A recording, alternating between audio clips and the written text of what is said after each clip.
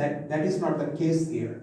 So for the first flag or the top flag, I have 5 ways. For the bottom flag, I have 4 ways because one of them has already been chosen. So it is 20. Number of signals with 3 flags is, now if I have one more here, then I will multiply 3 also. So 3 times 20 is 60. Number of signals having 4 flags is 240, and number of signals having 5 flags is, am I writing the correct answer? This is 20, right? 5 times 4 times 3, okay. That means 60 times 2, 120, because for 4 flags we have 120, and for 5 flags also we have 120. So the total number of signals is the sum of these numbers. That is what? 320. So 320 different signals can be formed using these 5 flags, where we have to use at least 2 flags. So 320 is the number of possible signals.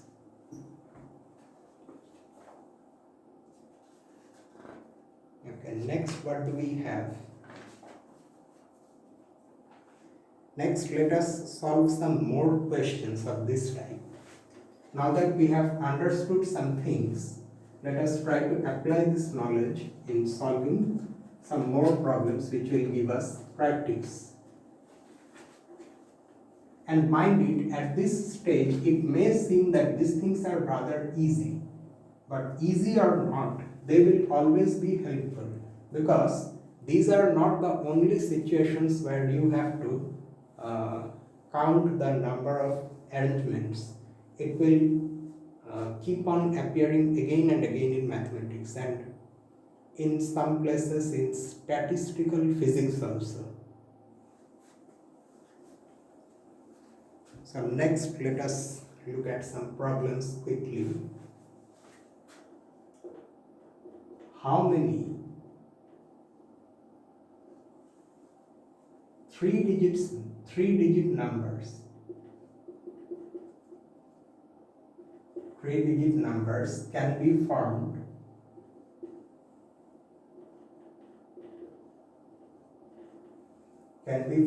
with 1, 2, 3, 4, 5 if conditions are given.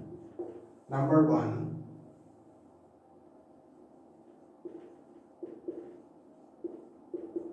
repetition is allowed. Number 2, repetition is not allowed.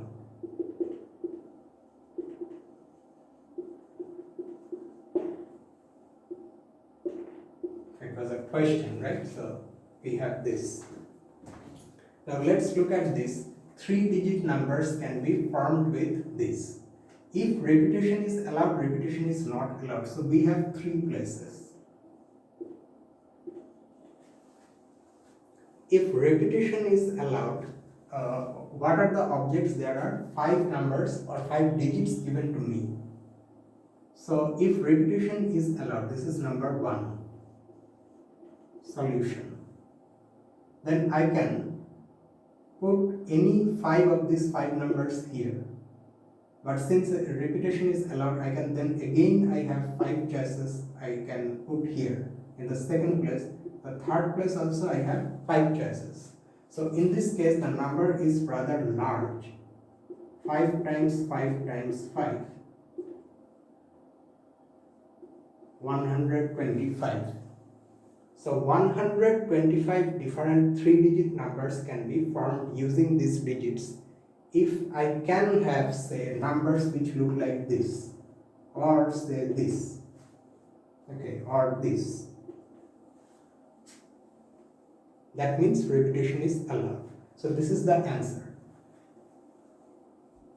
These problems are not very, or the solutions are not very big once you understand how to do them. If repetition is not allowed, then for the first place I can have any 5 of these 5 digits, and for the second place I can have 4 possibilities, for the third place 3. So this is 5 times 4 times 3, 60. So naturally this number will be less than this, because now we cannot repeat digits. Next question. Now here the numbers that will appear in this case will look like this: 1, 4, 5, 2, 3, 1, etc. We cannot have 2, 1, 1. The next question: how many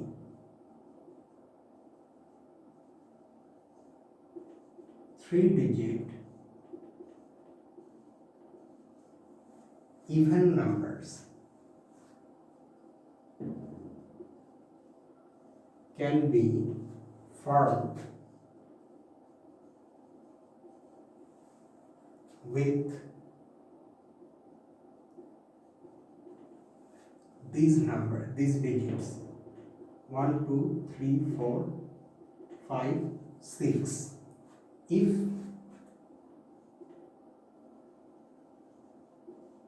numbers can be repeated. Okay, for this one, we have 6 digits available to us starting from 1 through 6, and we have to find all 3-digit numbers.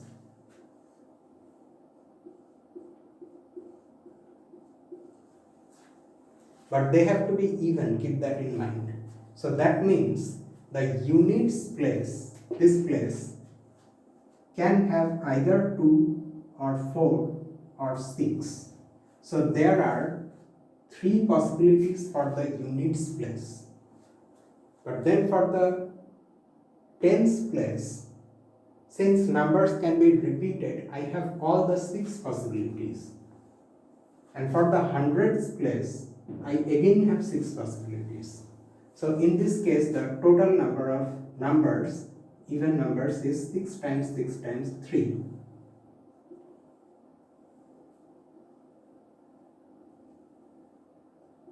(108). Okay.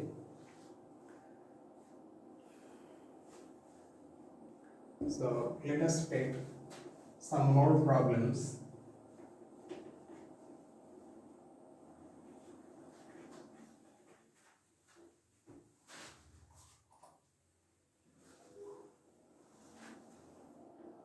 Next question: how many 4-letter codes can be formed? How many 4-letter codes can be formed with the first 10 letters of the English alphabet?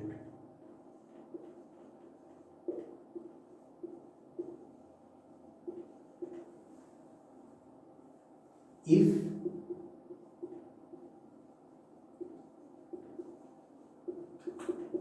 repetition is not allowed,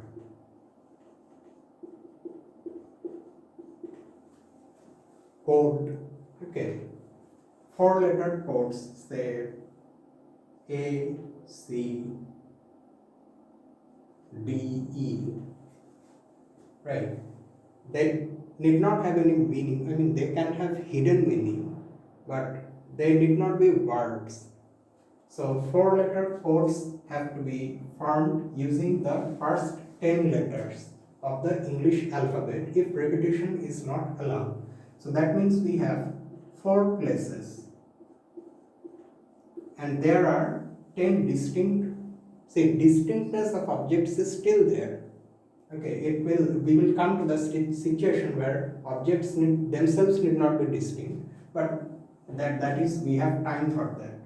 So now we are dealing with distinct objects. So 10 distinct letters, and they can be used to form a 4-letter code. So the first place has 10 choices for use, and repetition is not allowed. That has been mentioned explicitly. So once I have made the first choice, the second choice can be made in 9 ways, the third in 8 ways, and this in 7 ways. So the number of 4-letter codes is this. You can multiply and find this answer. Okay, that I am not going to do. You also see that the letters that are available to us for forming the codes, they being the first 10 letters of the English alphabet, that is not really important. We need not even try to think what the first 10 letters are, although we can, but we need not do that. This number 10 is important, not the nature of the letters or whether they are vowels or consonants. That is not important at this stage. They will be important in a mysterious way later on. We will come to that. So this is the answer to this problem.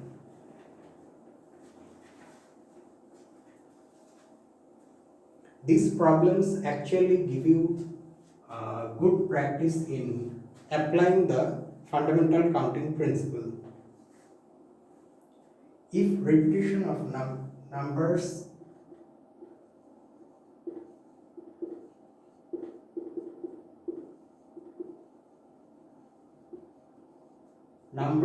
is not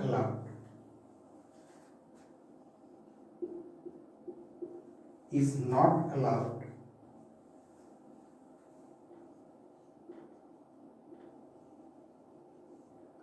how many 5-digit numbers can be formed? 5 digits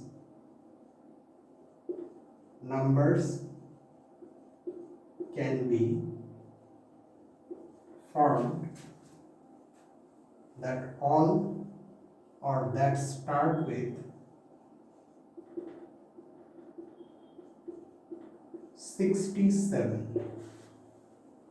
Okay, so for this one, repetition is not allowed.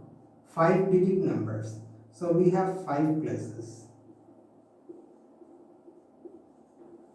And also we are not saying what the digits are. I mean, previously we were given like say 1, 2, 3, 4, 5 or 1, 2, 3, 4, 5, 6. Now we are not saying what digits we are allowed to use. So we can use any digits from 0 to 9. All the 10 digits we can allow. We can use. But the restriction is that they all have to start with 67. So the first and second place have already been taken up by 6 and 7. That is fixed. Okay, these places are fixed.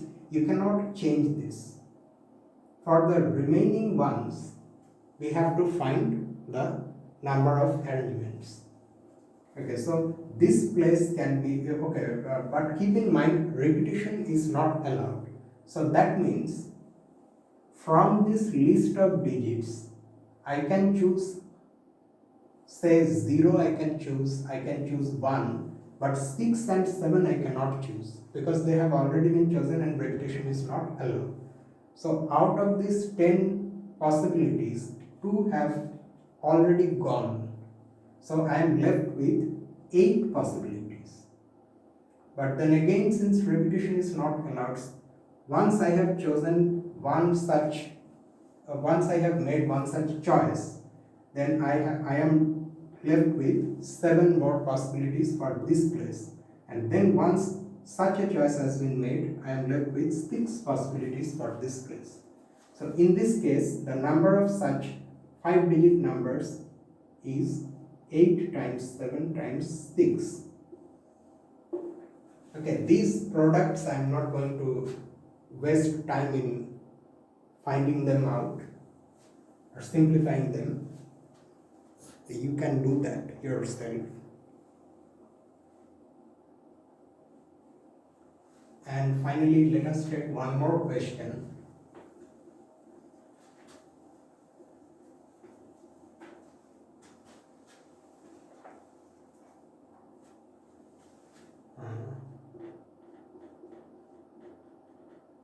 How many possible outcomes can we have by tossing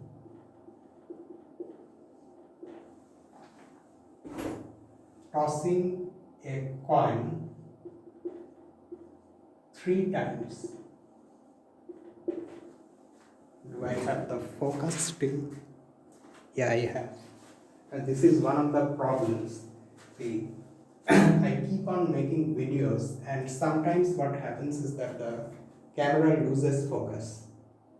So for example, I have kept the notebook here. So if it jerks the camera too hard, the focus is lost. Anyway, we are good. So now what this asks us, how many possible outcomes can we have by tossing a coin 3 times? So it's like head, tail, that sort of thing.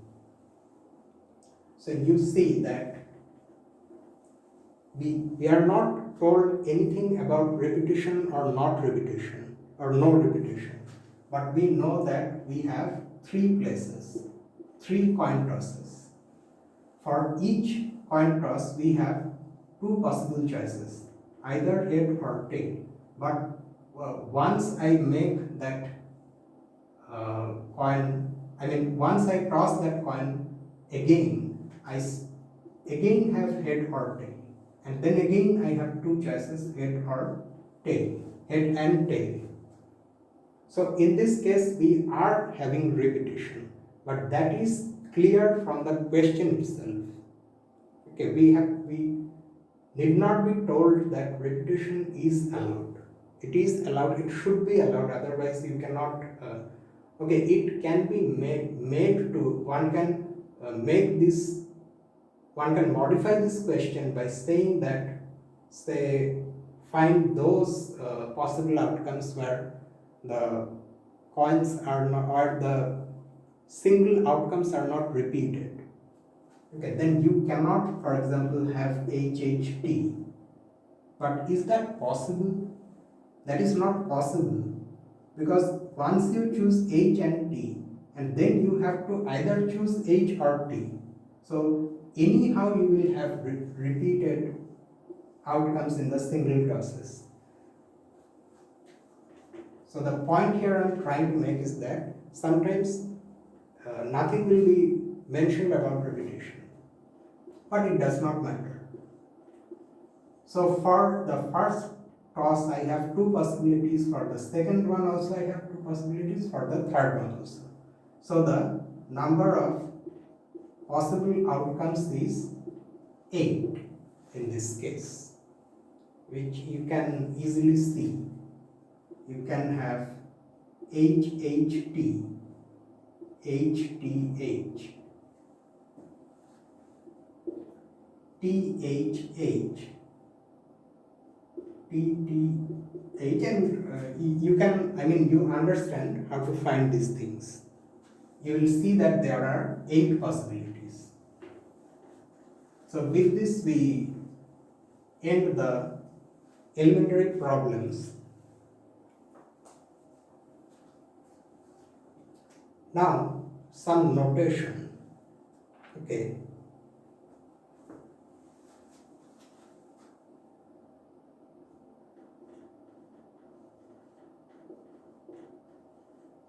Factorial.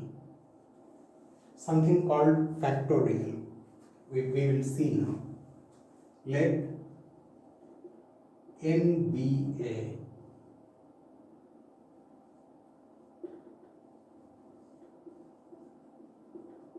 non-negative integer, instead of taking a positive integer, we are allowing n to be 0 also. It can be 0, or n is any positive integer, either 0 or a positive integer, non-negative integer.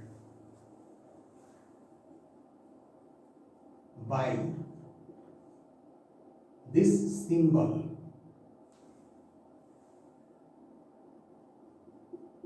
we mean the number, this number that we encountered previously, which you can define as the product of the first n positive integers starting from 1 to n. If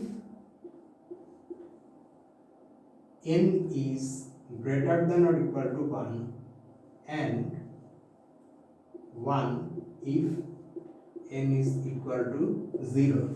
So what I am trying to say is this. Let us take some examples, then it will be clear. Oh, and by the way, n factorial is, this is read as n factorial. If you see this symbol, you have to read it as n factorial, which means it's the number of, which is the number of, sorry, what the hell am I saying? It is the product of the first n positive integers if n is a positive integer. Otherwise, if n is 0, then this n factorial is 1, which means I can write it like this. N factorial is equal to n times n minus 1 times n minus 2, etc. times 3 times 2 times 1 if n is greater than or equal to 1, and this same thing is equal to 1 if n is equal to 0. Okay, now this is a symbol which you can see it simplifies the situation. Instead of writing this cumbersome expression all the time, we can write n factorial whenever this appears somewhere, and it will be appearing again and again now that we are using it so much. So let us take some examples to understand this even better. 1 factorial is what? The product of first n positive integers. 1 factorial is the product of first 1 positive integer. So the 1 positive integers means there is only one such integer, which is 1. So 1 factorial is 1. 2 factorial is 2 into 1, which is 2. 3 factorial is 3 into 2 into 1, which is 6. And these are the number of permutations. You see, since this has already, it is coming from that result, the number of arrangements of n distinct objects when we are taking all of them at a time. Okay, and that number is given by this expression, and that is why this expression is important, and it has gained a notation, a symbol for denoting it for itself.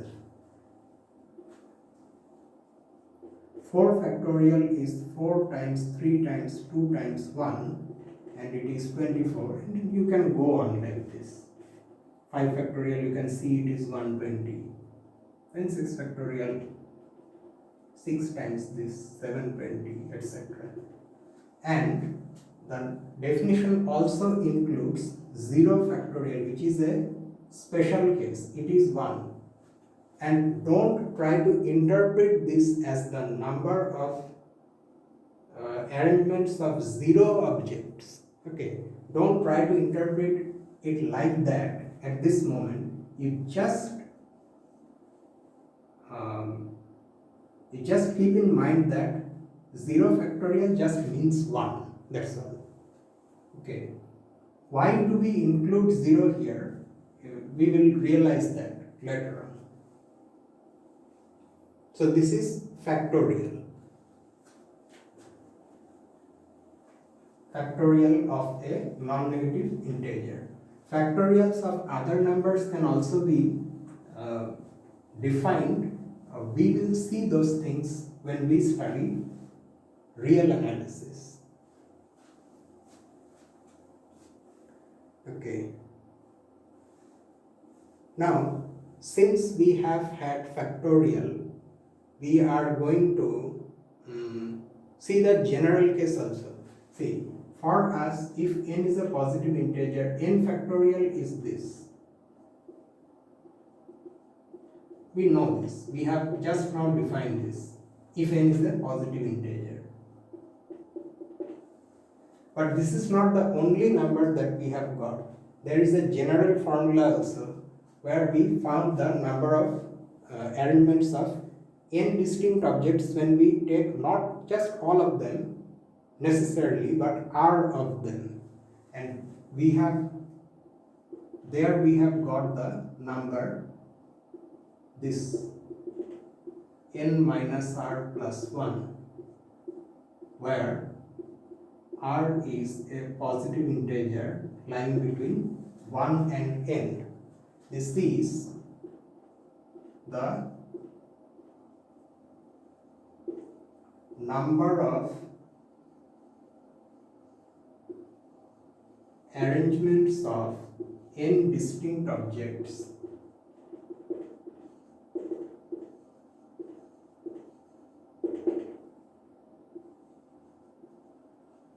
taking r at a time. So we can, just like we have a notation for this number, we have a notation for this general number also, which not only depends on n but on r also, and this is called NPR. Okay, n is written above p. We start with n. Instead of writing it here, we write it here, because this means exponent, right? Like 2 cube. So that can be confusing. So that's why mathematicians have decided to write n here. NPR. The letter P, there is a reason for calling it P. We will come to that. So from this notation, you know what it is. Okay, it is this number. Now let us, just like we saw n factorial, some values of n factorial, we try to see some values of NPR for some specific n and r, right? Let me first of all take n equal to 1.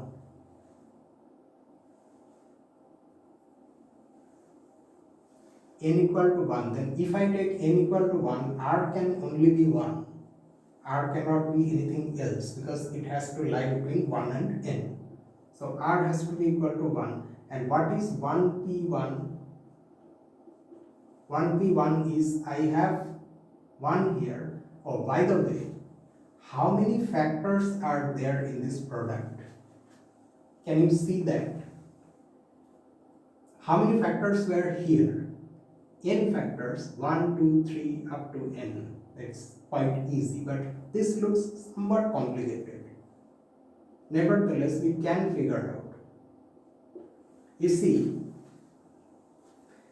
this can be written, or the way it came in the first place is n minus r minus 1. Now starting from n minus 1 to n minus r minus 1, how many factors do we have? 1, 2, 3, etc. up to r minus 1. You see, the number of factors is captured by this number that we are subtracting.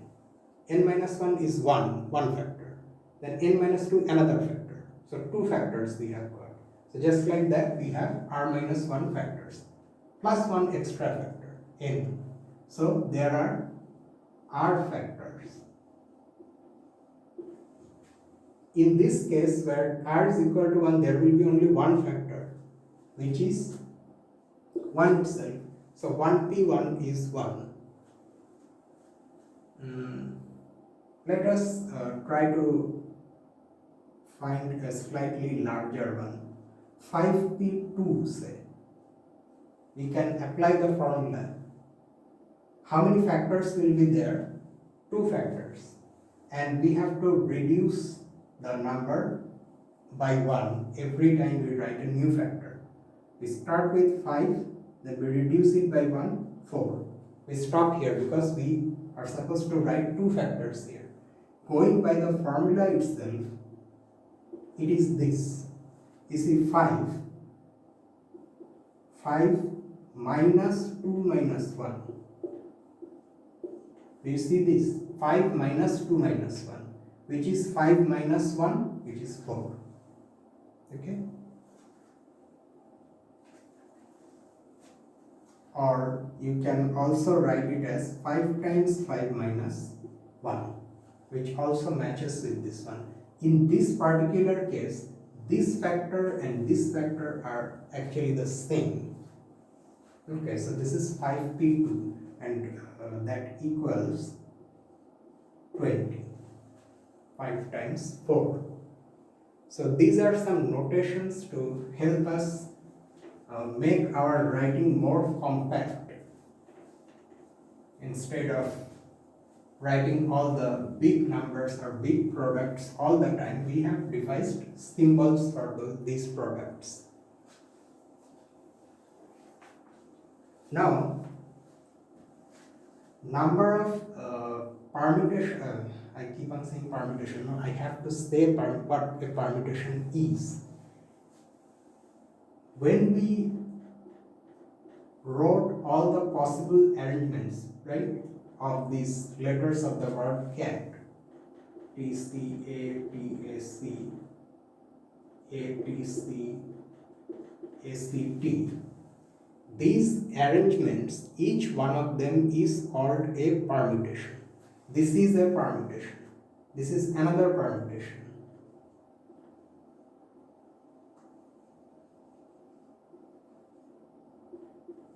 Each one of them is called a permutation. And because of this word, we have P here.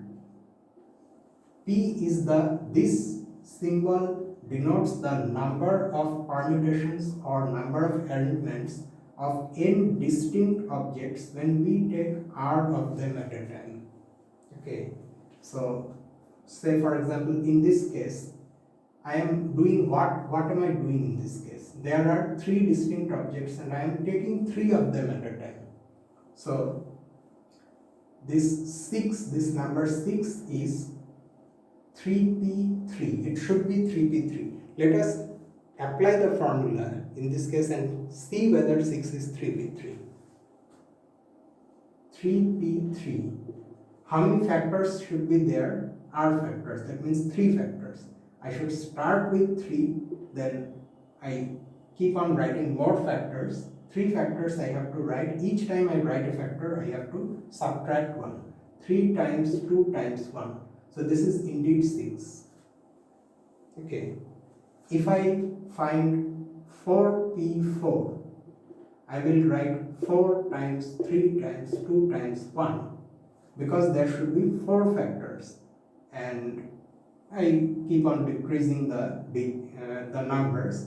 So 4 times 3 times 2 times 1 is 24. So that's how I get this. But if you recall, we found this also. Instead of choosing 4 letters, I decided to choose 3 letters. So what happens when I find 4p3? Here I should have only 3 factors. So 4, 3, 2. This is also equal to 24. You recall that there also I got 24, and I said why I got the same answer. It's because multiplication by 1 does not change anything. Or for example, if I have 4p2, if instead of 3 letters I choose to take 2 letters, then I have 4p2. So now I should have 2 factors, 4 times 3, which is 12. If you recall, there also we had 12 arrangements. Each such arrangement is called a permutation. This is a permutation, this is another permutation. So these are all permutations. A better understanding or a better definition of this word is available in mathematics, but it's a college level topic. We will come to that at some point when we are advanced enough to take up those studies. We will see that permutation is really something very important, and it gives rise to an area of mathematics called group theory.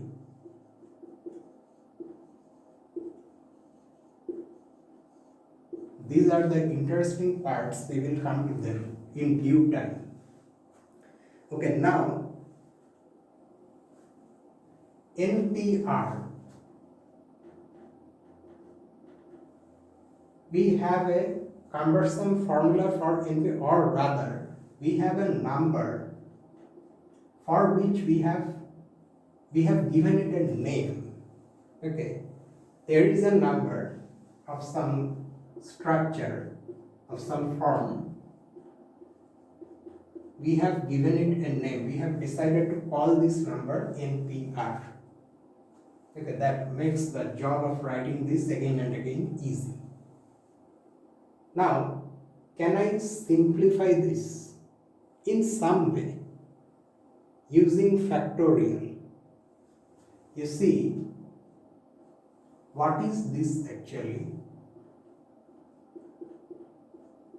It's a product where we are decreasing the factors by 1 every time we write them. Now, in this product, at some stage we have stopped, but if we continue to